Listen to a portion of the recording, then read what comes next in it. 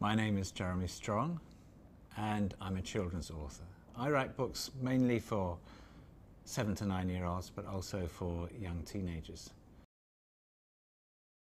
I was very fortunate when I was about 7, 8 or so. I had the same teacher for 2 years running and her name was Miss Cox, and she made me feel that writing was something special and magical and wonderful and extraordinary.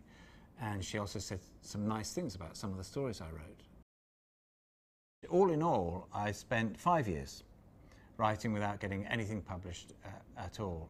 But of course, the moment you give up, then you don't have any chance of success whatsoever. So I trained as a teacher, as a primary school teacher, and went off to teach junior school children, and found them to be a huge source of inspiration for writing children's stories, a huge source.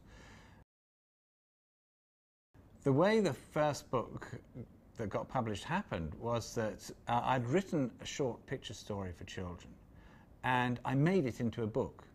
And I took that up to London. I had a list of publishers. I went to the first publisher on my list. I said, "Look at this, I've written a book. Isn't it brilliant?"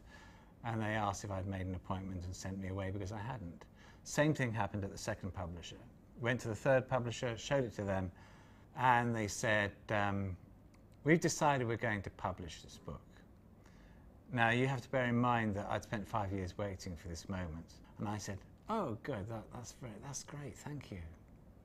That's really good." And that was about it really, except afterwards, as soon as I left the publisher's offices, outside there was this little square, and I just ran and ran and ran around this park, waving my arms in the air and going, "Yeah, I'm getting published at last, hooray!" There were all these tramps on the benches going, "Oh," as I went past. I was happy.